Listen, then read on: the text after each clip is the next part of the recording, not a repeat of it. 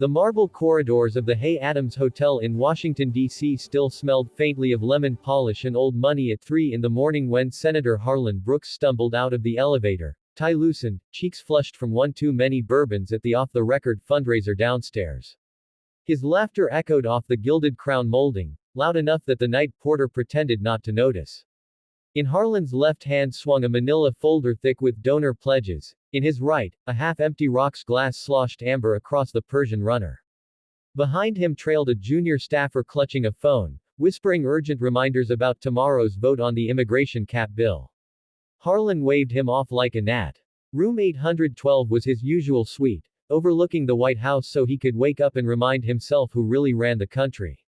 The door clicked open under his keycard, and the suite's muted gold lamps flickered on automatically. That was when he saw her.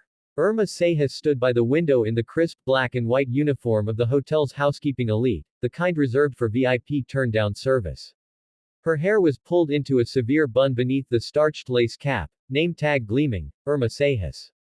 She held a silver tray with 2 crystal flutes and a bottle of Krug chilling in ice. Her face was a perfect mask of professional neutrality, but her eyes, dark, unreadable, tracked his every stagger. "Evening, Senator," she said, voice low, accented with the soft lilt of the Salvadoran coast. "Compliments of the management. They thought you might need something to settle the nerves before the big day." Harlan barked a laugh that sprayed bourbon across his loafers. "Management, huh? Tell 'em I'll take the champagne and the girl." He tossed the donor folder onto the mahogany desk, papers fanning out like a bad hand of cards. "You speak English good, Irma. Where'd a maid learn to pour $1,000 bubbles without spilling a drop?" Irma's lips curved, not quite a smile. 4 years at Georgetown, night classes. Housekeeping pays the loans. She stepped forward, heels silent on the plush carpet, and set the tray on the coffee table. The bottle opened with a soft sigh. "To your health, Senator. And to the bill." Harlan dropped into the leather armchair, legs splayed. "You know about the bill." He squinted, trying to place her. The lace cap threw him. Without it she might have been any of the pretty interns haunting the Hill. "Wait. You're not cleaning staff," she finished, handing him a flute. Their fingers brushed. Hers were cool, steady. "But I read the papers. H.R. 4409. You're capping refugee intake at 30,000. My cousin's still in San Salvador. Gang took his store. He's got the scars to prove it." She tapped the folder with one manicured nail. "Your donors like the optics. Border security. Sounds tough." Harlan took a long swallow, throat working. "Optics win elections, sweetheart. You want your cousin here, he fills out the forms like everybody else. We're full up." He gestured grandly at the folder. "See this? That's capacity. Numbers don't lie." Irma poured herself a flute, unhurried. The lace cap caught the lamplight like a halo. "Funny thing about capacity, Senator. Hotels say it too. No vacancy. But there's always the penthouse for the right guest." She sipped, watching him over the rim. "You ever read your own staff memos? Page 17, footnote 4.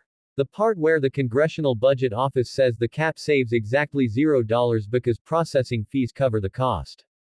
It's theater." Harlan's grin faltered. He flipped open the folder, thumbing pages. The bourbon made the word swim. "That's classified markup." "How the hell? Maids see everything," Irma said. "We fold your boxers, sir. We find the cocaine crumbs in the sofa. We read the drafts you leave in the safe when you forget the combination is your dog's birthday." She set her glass down, untouched after that first sip. "You're drunk, Harlan. And tomorrow you'll stand on the Senate floor and tell the world we have no room. But right now, in this room, you have all the room in the world." He lurched to his feet, face purpling. "Who are you? DNC plant? Some blogger with a GoPro in the cap?" He lunged for the folder. She was faster, sliding it out of reach. "Relax. No cameras. Just a maid with a cousin who used to fix your campaign bus in 18. Remember Miguel? Flat tire outside Manassas. You tipped him $20 and promised his family a future." Irma's voice stayed level, almost gentle. "Miguel's dead. Mississippi 13. His wife sends tamales to my mother every Christmas.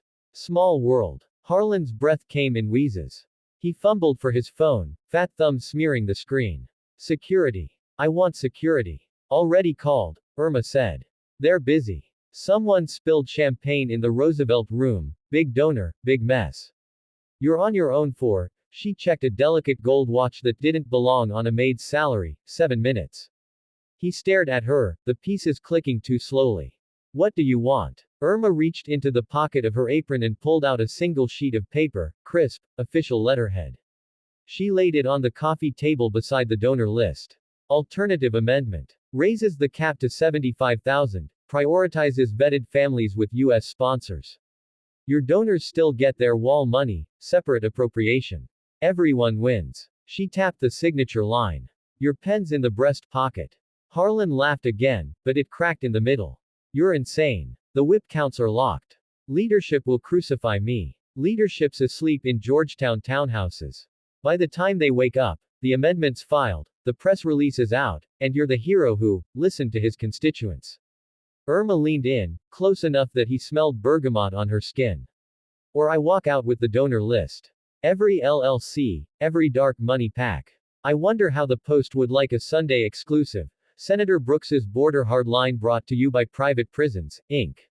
His hand trembled as he took the pen. The nib hovered over the line. If I sign this, I'm done. They'll primary me. If you don't, you're done tonight. Irma's voice dropped to a whisper. Capacity isn't a number, Harlan. It's a choice. You taught me that in your stump speech at the Salvadoran Festival. America's heart is big enough. Remember. Sweat beaded on his upper lip. The clock on the mantel ticked loud enough to sound like a bomb. He scribbled his name, the ink bleeding slightly where his hand shook.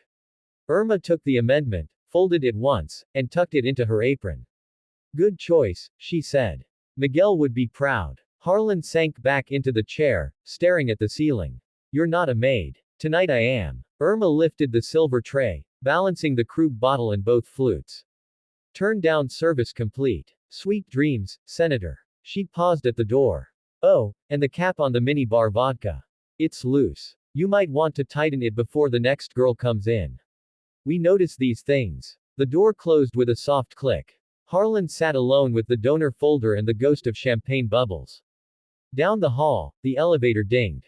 Irma Sejas stepped inside, pressed L for lobby, and removed the lace cap. Underneath, her hair fell in loose waves. She pulled a phone from her pocket. No GoPro, just a secure text app. Amendment secured. Tell Miguel's wife the tamales are on me this year. The elevator doors slid shut. In the suite, Harlan Brooks poured himself another drink with shaking hands, staring at the White House lights across the park. Somewhere in the city, a cousin in San Salvador refreshed his inbox, waiting for a visa that might actually come.